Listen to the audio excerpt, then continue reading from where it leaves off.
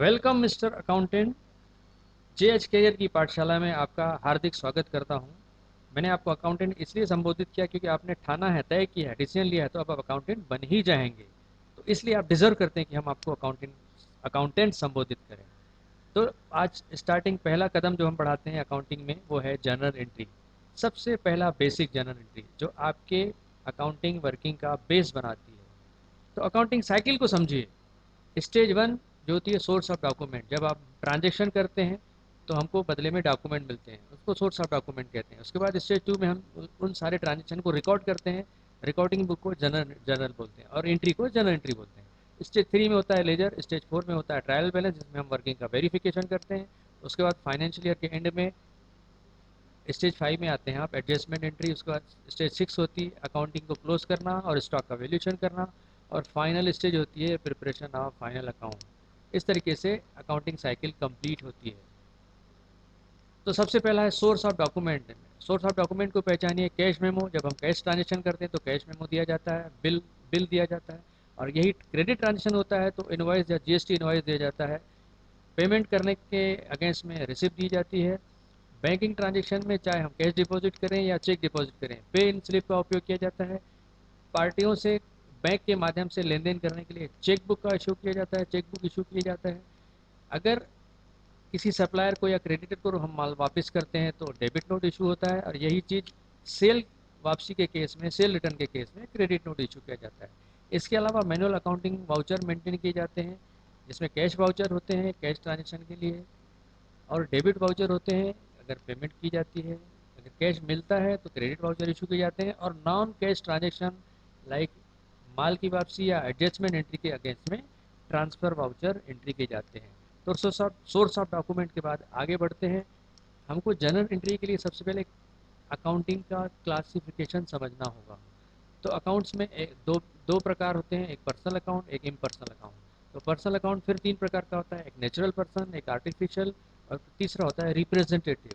Impersonal के case में real account होता है, रियल अकाउंट को हम वस्तुगत अकाउंट बोलते हैं। और नॉमिनल अकाउंट के केस में जो सर्विस सेक्टर होते हैं और हम उनको पेमेंट करते हैं बदले में, वो सारे एक्सपेंसेस और इनकम जो होते हैं वो नॉमिनल अकाउंट में कवर होते हैं। तो इस तरीके से चार्ट देखिए। पर्सनल में नेचुरल पर्सन होते हैं लाइक सुदेश वर्मा अकाउंट या मीनाक्षी शर्मा अकाउंट, ये इंडिविजुअल पर्सन होते हैं। इसी तरीके से आर्टिफिशियल पर्सन होते हैं लाइक फर्म। फर्म का जो जीएसटी पंजीयन कराया जाता है तो इनका अस्तित्व इंडिविजुअल का न होकर सर्टिफिकेट के रूप में पेपर में अस्तित्व होता है। तो फर्मों में जैसे सुरेश इंटरप्राइजेस हुआ, अजय क्लॉथ सेंटर हुआ। कंपनी के केस में रिलायंस इंडिया हुआ, हिंदुस्तान लीवर हुआ।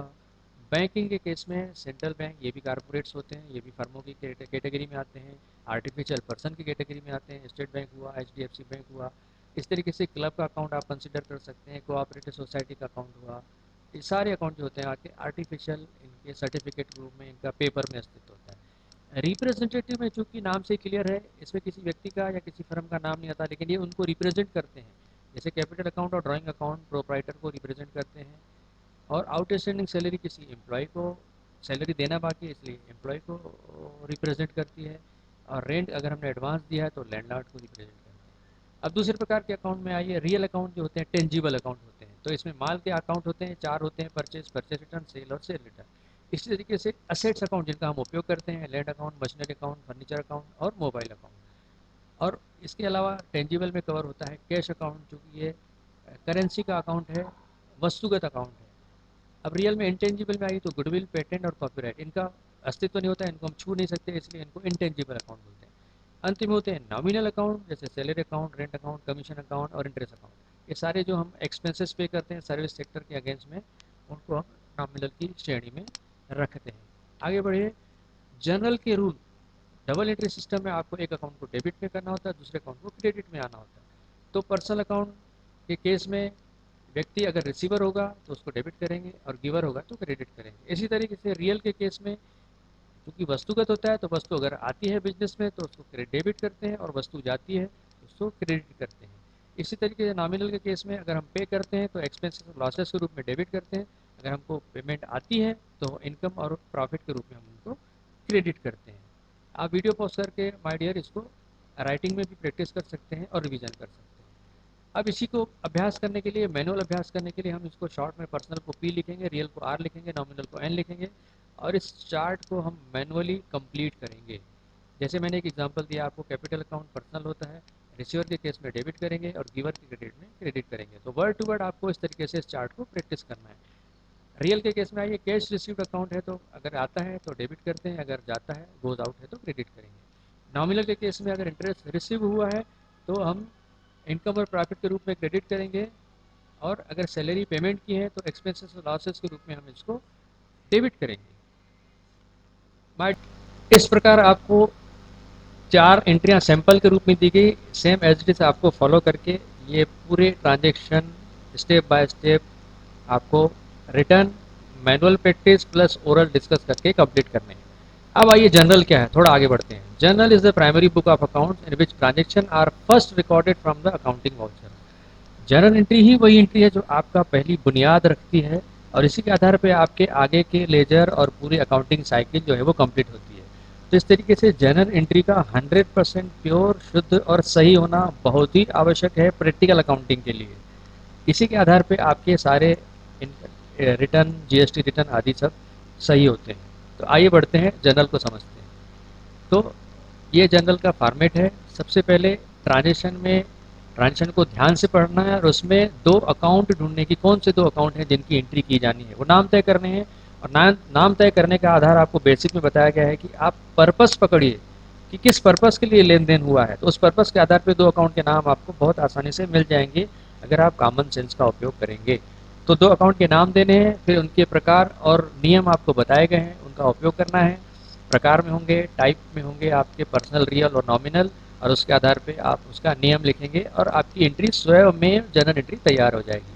आइए एग्जाम्पल के माध्यम से समझते हैं।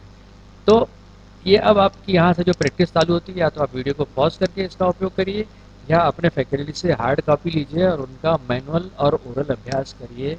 मैं फिर से कह रहा हूँ कि जनरल एंट्री का 100% सही होना जरूरी है और आपको उसका कारण बताना जरूरी है। तो देखिए, पहला जो ट्रांजेक्शन है कि गणेश ने 50,000 रुपये कैश से नया बिजनेस स्टार्ट किया। तो इस ट्रांजेक्शन में दो अकाउंट तय करने हैं। सबसे पहले तो कैश आया और दूसरा गणेश कैपिटल, ये दो अकाउंट हैं। अब इसका कैश का प्रकार है रियल और गणेश कैपिटल का प्रकार है पर्सनल। तो बिजनेस में कैश आया है तो कम्स इन डेबिट होगा, और प्रोप्राइटर जो है गणेश कैपिटल जो है वो पर्सनल है, तो वो गिवर है, उसने पैसे दिए हैं, तो गिवर के केस में ये क्रेडिट होगा। इस तरीके से आपकी जर्नल एंट्री तैयार हो गई। Cash account debit 50,000 to Ganesh capital. दूसरा ट्रांजेक्शन है, आपने माल खरीदा मिस्टर सन से, लेकिन कैश के रूप में 15,000 रुपये। तो इस ट्रांजेक्शन में दो अकाउंट है, एक कैश अकाउंट है, दूसरा माल खरीदा तो परचेस अकाउंट है। यहाँ दोनों ही रियल अकाउंट है। तो चूंकि माल खरीद रहे हैं तो माल आ रहा है इसलिए परचेस डेबिट होगा, और कैश जा रहा है इसलिए गोस के रूप में क्रेडिट होगा। तो आपकी एंट्री होगी purchase account debit to cash account 50,000 रुपये। इस तरीके से ये सिंपल जर्नल एंट्री है, इसको आप मैनुअली अभ्यास करेंगे और ओरल भी डिस्कस करेंगे। अब थोड़ा आगे बढ़िए, तो ये कंपाउंड एंट्री है। कंपाउंड एंट्री में क्या होता है, ट्रांजेक्शन एक से अधिक होते हैं, लेकिन उनमें एक अकाउंट जो होता है वो कॉमन होता है। जैसे यहाँ पर देखिए, पर्सनल यूज़ के लिए आपने कैश विड्रॉ किया 1000, और पर्सनल यूज़ के लिए आपने माल का विड्रॉ किया 3000 रुपये। तो इन दोनों में ड्राइंग अकाउंट कॉमन है, तो ड्राइंग अकाउंट हुआ, कैश अकाउंट हुआ और परचेस अकाउंट हुआ। तो ड्राइंग पर्सनल है इसलिए रिसीवर के रूप में डेबिट हुआ, और कैश और परचेज जो है वो रियल है, इसलिए चूंकि कैश भी जा रहा है पर्सनल यूज में और माल भी जा रहा है, इसलिए दोनों अकाउंट गोस की वजह से क्रेडिट होंगे। तो इस तरीके से आपकी जर्नल एंट्री तैयार होती है, drawing account to purchase account to cash account. अगर इनको सेपरेट करते हैं तो drawing account to purchase account आप 3,000 रुपये लिखते, और drawing account debit to cash account आप 1,000 रुपीज़ लिखते। इस तरीके से 4,000 रुपये होते हैं। अब आगे बढ़िए, तो इस तरीके से कंपाउंड जर्नल एंट्रीज जो है आपको अभ्यास के रूप में करनी है, एक तरफ कॉमन और एक तरफ अलग अलग एंट्री। इसी फॉर्मेट में आपको इसका अभ्यास करना है। अब आगे बढ़िए, तो बैंक ट्रांजेक्शन होते हैं। बैंक भी एक कारपोरेट है और पर्सनल अकाउंट के रूप में ट्रीट किया जाता है, तो आप इसकी एंट्रियाँ भी मैनुअल के रूप में अभ्यास कर सकते हैं, और एक चेक ट्रांजेक्शन भी आप मैनुअल अभ्यास कर सकते हैं। अब थोड़ा आगे बढ़िए डिस्काउंट के संबंध में। तो डिस्काउंट के ट्रांजेक्शन में सबसे पहले आपको वर्किंग नोट बनाने होते हैं और फिर उसकी एंट्री करनी होती है। तो पहला क्वेश्चन है, उदाहरण है, लिस्ट प्राइस आपकी 20,000 रुपये, विशाल से आपने 20% रेट डिस्काउंट पे चेक पेमेंट के केस में आपने माल खरीदा है। तो लिस्ट प्राइस आपकी 20,000 हुई, उसमें आपने ट्रेड डिस्काउंट 20% यानी कि 4,000 रुपये माइनस कर दिया, तो आपकी ग्रॉस प्राइस हो गई 16,000 रुपये। तो 16,000 की आपने एंट्री करी और 4,000 की यहाँ ट्रेड डिस्काउंट की एंट्री चूँकि नहीं होती है, इसमें बैंक अकाउंट पर्सनल है और गिवर है और परचेस अकाउंट जो है रियल है और माल आ रहा है, इसलिए उसको कम के रूप में डेबिट करेंगे।